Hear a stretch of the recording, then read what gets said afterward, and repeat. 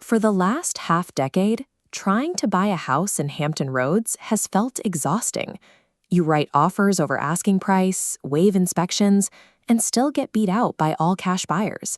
The scarcity of homes turned the process into a grueling test of endurance. But July 2026 marks a specific turning point. Across the entire Hampton Roads region, the number of active listings has finally crossed a major threshold: 6,000 homes.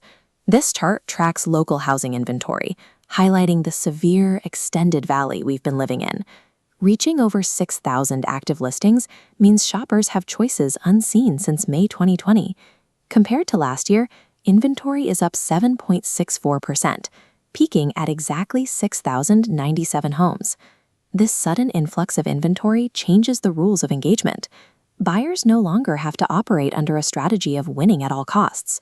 You can actually step back, evaluate your options, and make choices based on leverage. You might assume that if the supply of houses is going up, prices should be crashing down. We hear a lot of national economic headlines predicting steep market corrections.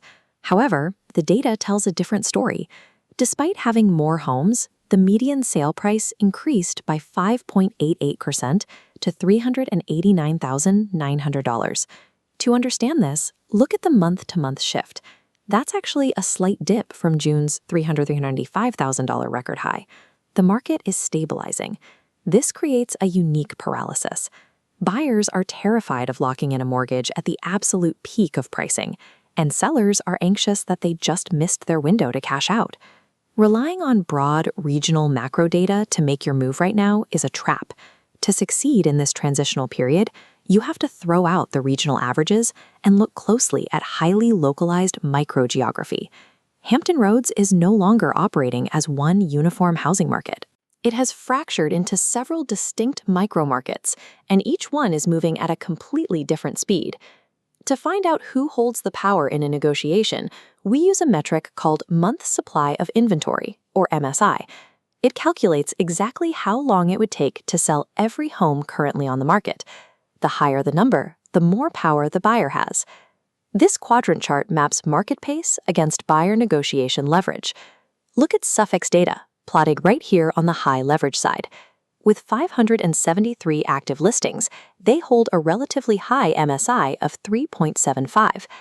The practical outcome for buyers targeting Suffolk is actual negotiation power. In a 3.75 MSI market, you can effectively negotiate on price, retain your inspection contingencies, and even ask the seller to cover some closing costs. But that leverage requires a trade-off. By choosing Suffolk, you sacrifice immediate coastal proximity and likely accept a longer daily commute. If we move to Virginia Beach and York County, they sit on the opposite end of the quadrant. Their MSI numbers are highly restrictive, sitting at 2.38 and 2.40. Even though regional inventory is up overall, these coastal zones remain strict sellers' markets. If you want to buy here, you still need to write aggressive, highly competitive offers. Today's buyer has to consciously choose their pain point. You can either trade your geographic preference to gain financial leverage or pay a premium to secure your desired location. For sellers, the landscape has also shifted. You are sitting on historically high home equity, but you now face a new point of friction in the transaction: time. This calendar visualization tracks the shifting market pace. The median days on market jumped from 19 days in June to 22 days last summer, up to 23 days in July. We are moving away from the frantic weekend bidding wars of the past few years. A home sitting on the market for nearly a month is now normal, but for sellers expecting an instant windfall, those 23 days are causing unnecessary panic. This cooling pace is reflected in the top and middle panels of this market summary. We can see a slight month-over-month drop in raw volume, with pending sales at 2,381 and settled sales at 2,627. But context is crucial here. If we frame that exact same volume against the previous year, both pending and settled sales are actually up by 1.75% and 3.92%. Homes are selling, just at a steadier rhythm. Sellers are facing their own strategic trade-off. You have to exchange the expectation of immediate, over-asking offers for the patience of a traditional marketing cycle. To successfully sell in late 2026, you must price your property accurately for a 23-day market reality, rather than clinging to the 3-day market reality of 2021. There is a third path for buyers who are entirely frustrated by the lack of existing inventory in hyper-competitive zones like Virginia Beach, but aren't willing to compromise on location. This panel, focusing on new construction sales, reveals a dramatic surge in residential building. Sales through the MLS jumped by a massive 23.44% year-over-year.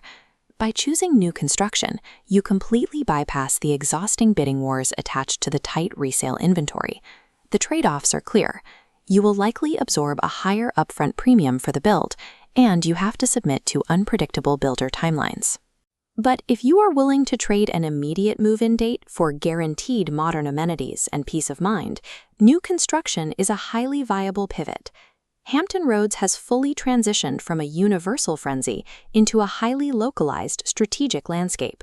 This decision tree maps your next move based directly on the data. It all starts with one question: are you buying or selling? If you are buying and your priority is location in places like Virginia Beach or York County, prepare for intense competition.